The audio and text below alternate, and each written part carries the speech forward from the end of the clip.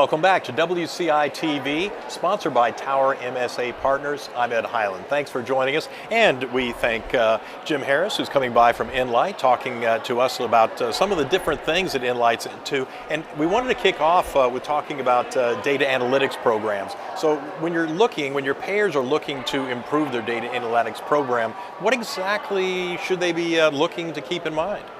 So I think, artificial intelligence, AI, I'll probably say that 1,000 times today. It's the way things are today. It is. So that obviously is the next step when you're trying to advance your analytics program. But I think before you do that, you have to kind of take a step back and make sure that the foundation of what you're doing is there. And the foundation really starts with data, making sure that you have good, solid, consistent data. So when a payer's thinking about this, are your adjusters capturing everything that they need to be capturing? Is it consistent? Is it accurate? Can you build things in your claim systems to have validation or ensure that? And I think that really is the first step in trying to move forward to advance your program. Well, what's the best way, start at ground level? What's the best way to establish a good data analytics program? So that everybody talks about analytics also, and people are starting. A lot of people have already advanced in that, but some people haven't. And I think you really have to kind of take a slow roll a little bit and think back, like, well, first off, what are you trying to accomplish? What are your objectives of the claims organization? What are the objectives of the data that you want to do? What are you trying to accomplish? And then you need to there's a kind of a progression model of data analytics. What's called descriptive analytics and diagnostic analytics. It talks about what happened and why did it happen. And so that's really the first stage that you want to go into that, using interactive dashboards, reports, things like that to see what is happening with your program.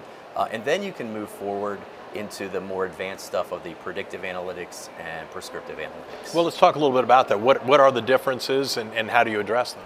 I think the easiest thing is predictive analytics is what will happen, and that's using machine learning and developing predictive models to figure out what's going to happen. So we have one, for instance, that was a predictive model to identify when case management may be appropriate on a claim.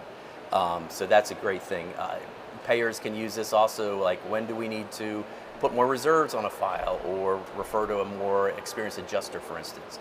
And then prescriptive is how do I make this happen?